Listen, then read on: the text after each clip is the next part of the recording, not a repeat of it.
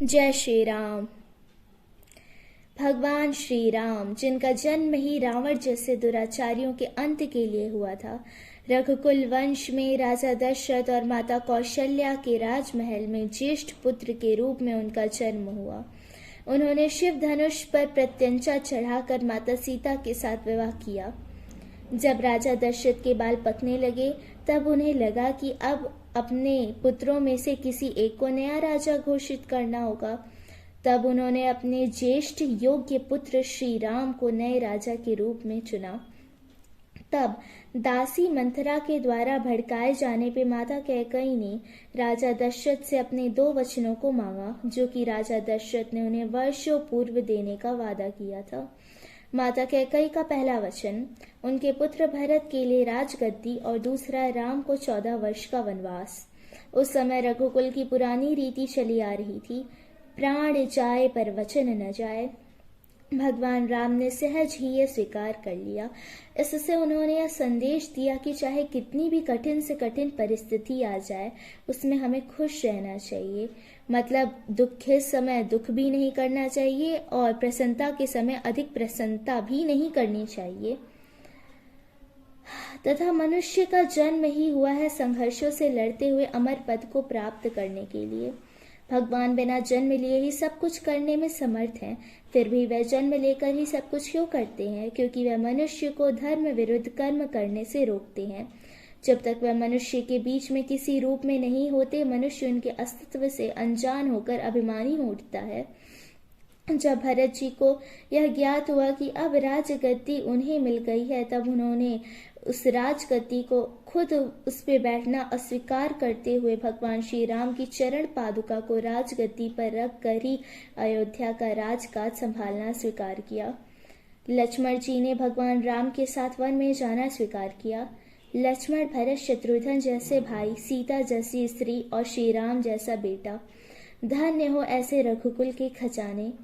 कुछ लोगों का ऐसा दृष्टिकोण है कि भगवान राम ने माता सीता को वन में भेज दिया, परंतु इसमें भी उनकी महानता झलकती है। आप खुद देखिए कि वह अपनी प्रजा के लिए अपनी स्त्री तक का त्याग करने पसंद किए। उन्होंने अपनी प्रजा के लिए अपनी खुशियों का त्याग कर दिया और स्वयं भी राजमहल में रहते हुए भी वनवासी की तरह जीवन यापन करते थे।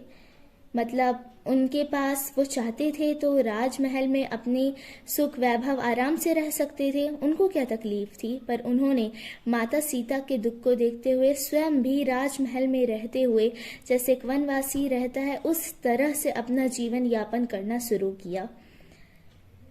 इस वजह से आप सभी का अगर आप में ये गलत फहमी है भगवान श्री राम को लेकर, तो मैं बताना चाहूंगी कि ये गलत है। उसमें भगवान श्री राम की लीला है, उसमें भगवान श्री राम की महानता झलकती है।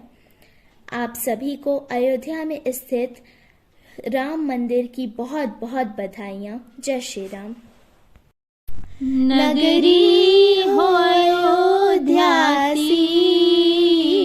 रघुकुल सा घराना हो, चरण हो राघव के जहाँ मेरा ठिकाना हो। चरण हो राघव के जहाँ मेरा ठिकाना हो। लक्ष्मण सा भाई हो, कौशल्या माई हो, स्वामी तुम जैसा मेरा रघुराई हो। स्वामी तुम जैसा मेरा रघुराई हो। नगरी हो अयोध्यासी, रघुकुल सा घराना हो, चरण हो राघव के जहाँ मेरा ठिकाना हो। चरण हो राघव के जहाँ मेरा ठिकाना हो त्याग भरत जैसा, सीता सी नारी हो,